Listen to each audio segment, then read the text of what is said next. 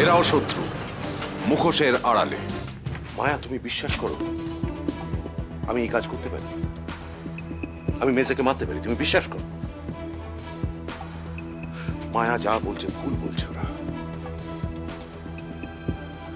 আসলে কি জানো তো, মানুষ ভাবে পুলিশের বাইরেটা যেরকম রুক্ষ কঠিন, তাদের মনটাও সেরকম। কিন্তু মায়া, আমরা তো রক্ত মাংসের মানুষ, আমাদেরও তো মন আছে। আমরা বাইরে থেকে কঠিন হতে পারি, কিন্তু ভিতর থেকে তো আমরা মানুষ। আমাদেরও স্ত্রী আছে, সন্তান আছে, মন আছে, দুঃখ আছে, কষ্ট আছে। মায়া, দেখো, তোমাকে বাইরের অনেক কথা শুনতে হবে, অনেক সমালোচনার মুখে পড়তে হবে, কিন্তু একটা কথা মনে রাখো, আজ পর্যন্ত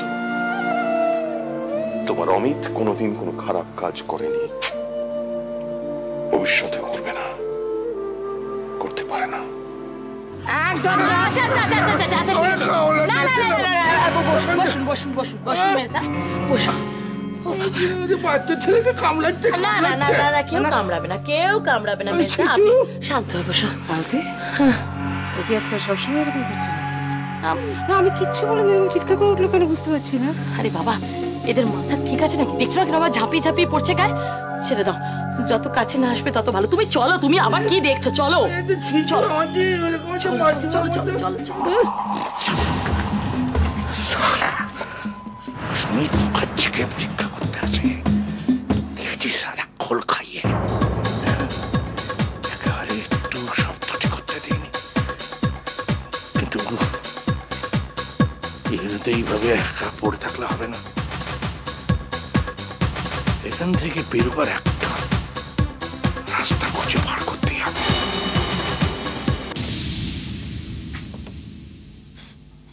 আসুন, বসুন, বসে বলুন। আজ আমি তোমাকে সব সত্যি সত্যি বলবো। তুমি ঠিকই ধরেছিলে, ও বাড়িতে এসে আমাকে খুনের হুমকি দিয়ে গেছে। সম্বিত আমাকে বলেছিল ওর দুই ভাই পুলিশে আর ওর বাবা এক্স জাজ। তাই আমি ভেবেছিলাম আমি তো কোনোদিনই ওর এগেইনস্টে কোনো স্টেপ নিতে পারবো না।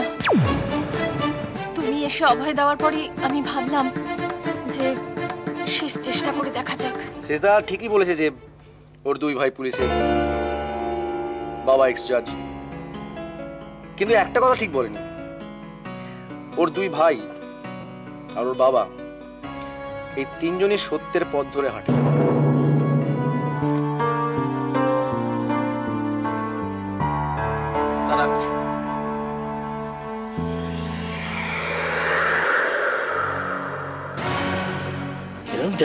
তাকিয়ে আছে, এই মাথা খারাপ, মাথা খারাপ, ও মাথা খারাপ। আপনি ঠিক বলেছেন, আমার মাথা খারাপ, কিন্তু আপনি কি করে বুঝলেন? ও কি করে ও দেখলে বোঝা যায় যে তোমার মাথা খারাপ। গুড, আমারও মাথা খারাপ, আপনারও মাথা খারাপ। দারুণ বলেছেন কিন্তু মেজদা, এবার কিন্তু আমাদের দারুণ জমবে। আচ্ছা, নদা এসেছিল আপনার সঙ্গে দেখা করতে, আসাটা কিন্তু উচিত ছিল। এখানে আসবে কেন? আরে ও শালা আসতে পারে। ওকে আমি ছেড়ে দেবো নি, লাঠি মেরে তাড়িয়ে। আপনার তাহলে মনে আছে যে নদাকে?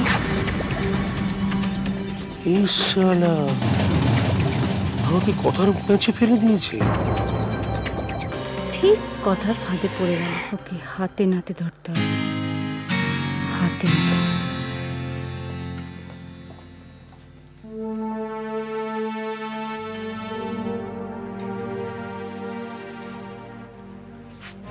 কিছুতেই ধরা পড়া চলবে না, কিছুতেই না।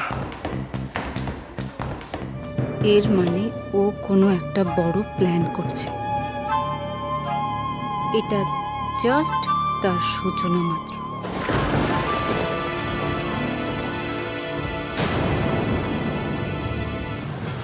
এরাও শত্রু, মুখোশের আড়ালে।